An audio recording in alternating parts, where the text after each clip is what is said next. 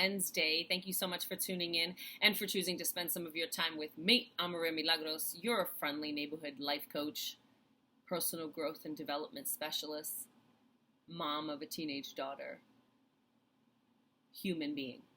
Okay, so I like to call it Wisdom Wednesdays because I think about the Wizard of Oz and how in the Wizard of Oz, he didn't actually give them anything but the reminder, the tools for them to tap into their own gifts, strengths, and magic so that they could live their best lives. So that's what I think of myself as. I'm not actually going to reprogram you in any, well, yes, I kind of hope I am. Actually, no, I'm not. I'm going to give you the tools, and then you decide whether or not you're going to use the tools to build something new.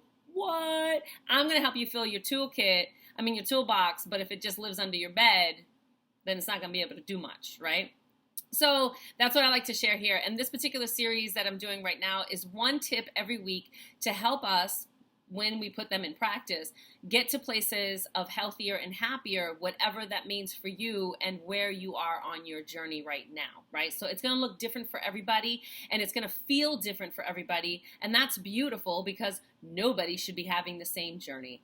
That would be boring, and I know it's unintentional. By the forces of God and the universe, that is not the intent, is that everybody's having the same journey. It's meant to be eclectic and diverse because then we can contribute different ideas, different pieces, different perspectives, and it makes everything that much more beautiful.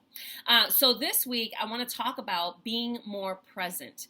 So maybe 3-4 years ago, it's all yesterday to me, honestly. A while ago, I read Eckhart Tolle's The Power of Now. And then I read every other book that Eckhart Tolle wrote because I got so sucked in and I was in the place where I was, ready to be more present in my life and really wanting to be intentional about practicing being present. Last week, we talked about potential and patterns. If you missed it, I'll post it at the end here. And really about ourselves. We all have this incredible, amazing potential, and whether or not we are practicing and building patterns that are going to lead us to our potential. Again, whatever that means for right now in your life, in the space of your journey. So, and it's also important that we pay attention to that when it comes to our relationships, because if we're looking at a relationship and we're only holding on to the potential and we're not paying attention to the patterns, and the patterns are hurtful for us, we have to make better decisions about where we put our most valuable assets, which is our time and energy. If we're having conversations with this other person that is in this relationship with us, and we're holding on to the idea of their potential, but their patterns are really hurtful and they're not taking, our feedback, that's something that needs to be looked at, and it needs to be weighed, and we need to make decisions accordingly, right? So in the same vein, when we talk about patterns, one of the things for me that really helped me get my my overcoming of depression, my thriving of living to the next level was practicing being more present in my life. And I'm talking about being more present in everything that I do. So if I'm at the supermarket, I'm trying to just be at the supermarket. I'm walking around as much as possible. I'm trying to be in a space of gratitude. I'm thankful for the options. I'm thankful that there's so much food readily available. I'm thankful that I have the funds to go buy food. I might not have the funds to buy all the things that I want, but I'm thankful that I have funds.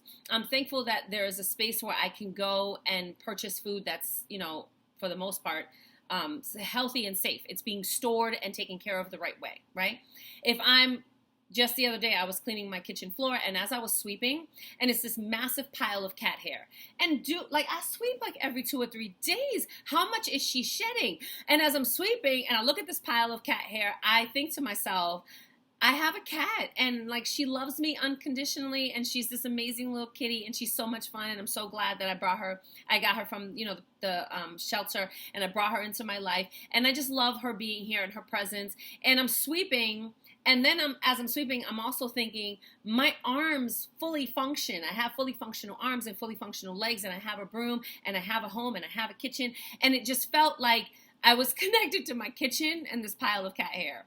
And it might sound crazy if this is not something that you practice, but it also felt really full and fulfilling and rooted to be fully present as I was sweeping cat hair off of my kitchen floor, because it gives us a space to be connected in the moment and to either practice gratitude or to use the moment as feedback, which is information. Like, do I need to create a shift here? If I was sweeping and super annoyed about my cat hair, that's also information. If every time I sweep I'm annoyed by the cat hair, that's information. Either I'm saying I need to practice being more grateful, or I'm saying to myself, if I'm super annoyed by all the cat hair, maybe I don't need a cat, right? So like, it's all feedback, but it's only feedback that we can gain in the present moment. And by practicing being more present, we also increase our ability to be more grateful, and we increase like a plethora of things that are happening in our minds and bodies when we allow ourselves to be more present. The other beautiful piece of that is that when we practice being more present, it also relieves us of anxiety and worry, because anxiety and worry is about tomorrow or later on, and being present is about right here, right now, right? So I encourage you to practice being more present. I encourage you to go pick up Eckhart Tolle's book, The Power of Now. I encourage you to listen to him giving talks on, you can do it on YouTube. It's like free videos of him giving talks about being more present. And the other piece of that that's really, really fantastic to just kind of wrap my head around is that the only place that I can take action is in the present moment. The only place that I can learn and grow is in the present moment.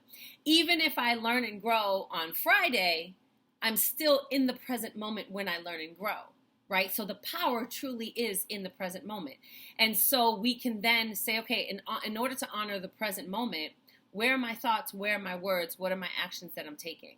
How am I using this feedback to be or to grow, right? Because we're doing one or the other. We're being or we're growing. So yeah, I hope that was helpful. If you know someone who can benefit from it, please share it. If you haven't already, subscribe to my channel. Give it a thumbs up. Give it a thumbs down. Be present. What feels real? And get on over to my website at www.mariamilagros.net, and you can click the purple toolbar up top and sign up for my weekly emails that come through that have information about workshops and things that I do, as well as these videos and any other additional nuggets or bonuses that I like to share. That's all I have for today. I appreciate you taking out your time to watch this, and I'm sending you love, and there's nothing you can do about it because you are already deserving and worthy. Boom. Peace.